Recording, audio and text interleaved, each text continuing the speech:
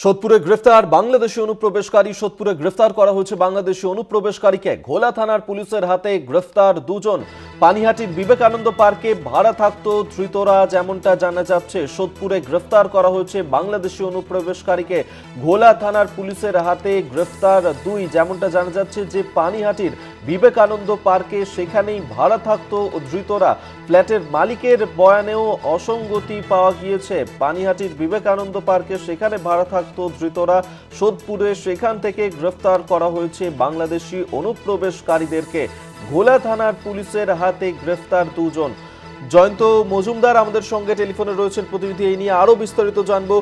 জয়ন্ত, কতদিন ধরে সোদপুরে ছিল বাংলাদেশের এই অনুপ্রবেশকারীরা এবং তারা এখানে কি উদ্দেশ্যে ছিল, এখন পর্যন্ত পুলিশ সূত্রে কি জানা যাচ্ছে? দেখো অভিক, তোমাকে জানিয়ে রাখবো ঘটনাটি ঘটেছে হচ্ছে পানিহাটি পৌরসভার অন্তর্গত যে বিবেকানন্দ পার্ক রয়েছে, সেই বিবেকানন্দ পার্কে কিন্তু রিয়া রয় নামে এক মহিলা রয়েছে। তার একটি ফ্ল্যাট ছিল 4 তলায়। সেই ফ্ল্যাট কিন্তু তিনি ভাড়া দেন অদিতি নামে এক মহিলার কাছে। এই অদিতি কিন্তু প্রায় 2 মাস ধরে কিন্তু তার যে ঘর, অর্থাৎ যেখানে সে ভাড়া নেয় ফ্ল্যাটটি, সেই ঘরের মধ্যে কিন্তু প্রচুর অনুপ্রবেশকারীদের কিন্তু প্রবেশ করায়।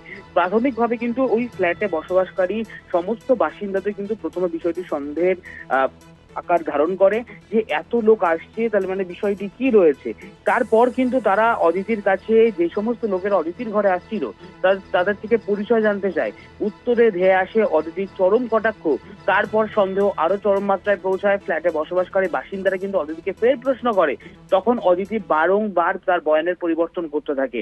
তখনই সন্দেহ কিন্তু আরো জোরালো হয় এবং তারপরেই কিন্তু দেখা যায় কিন্তু ফ্ল্যাটের সমস্ত যা বসবাসকারী, যে সমস্ত পরিবার রয়েছে, 40টি পরিবার, তারা কিন্তু অদিতিকে চেপে ধরে এবং তারপর কিন্তু অদিতি একের পর এক তার বয়ানের পরিবর্তন করতে থাকে।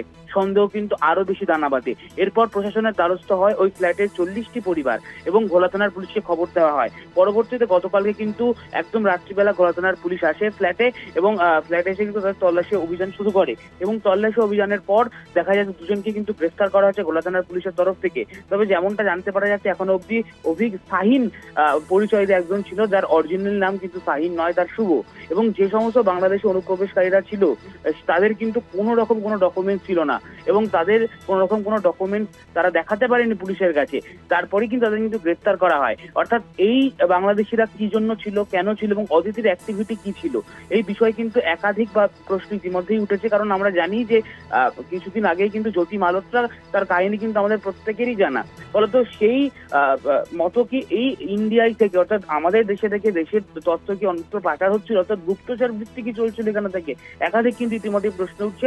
আতঙ্কে রয়েছে 40টি পরিবার। তদন্ত শুরু করেছে ব্যারাকপুর পুলিশ কমিশনারেটের অন্তর্গত ঘোলা থানার পুলিশ। অভিক, ধন্যবাদ জয়ন্ত তোমায়। জয়ন্ত মজুমদার আমাদের সঙ্গে টেলিফোনে ছিলেন প্রতিনিধি।